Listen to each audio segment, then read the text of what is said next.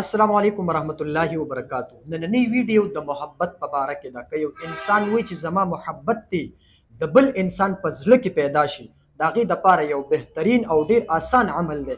خو دا غي نه مخکې صرف یو خبره کول غواړم چې د خپل منځونو پابندي کوي. چې دا ز اکثریت ویډیوګانو کې ویم ګور نبی صلی الله علیه وسلم فرمای الصلاه عماد الدین، وای دا موږ نه دی، دا د دین ستن ده. د نبی صلی الله علیه وسلم د سترګو یخواله دی.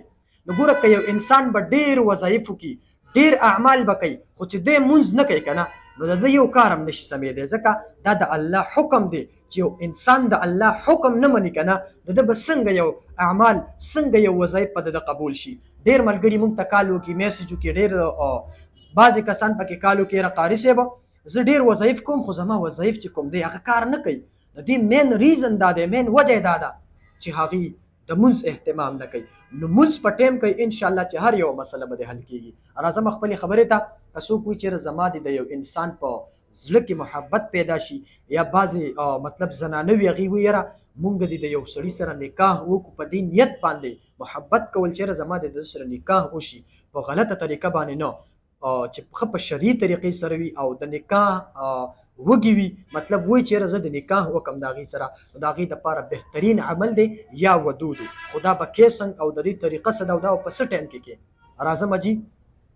یا ودودو به 1001 مرتبه، یا الودودو، یا الودودو، یا ودودو، یا الودودو.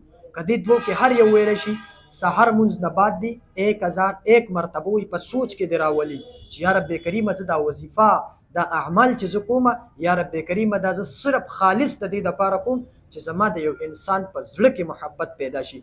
ډېر خلک ما ته کال وکړي قاري صاحبه زه خلکو سره رابطه کوم خو جي ما بلاک کړي، یا مطلب زما میسج زما خبرې پې بدې لګي، او خو دپاره د دې چې د ده نکاح ته اراده وي او که په غلطه طریقې نو بالکل هغې ته اجازت نشته دی.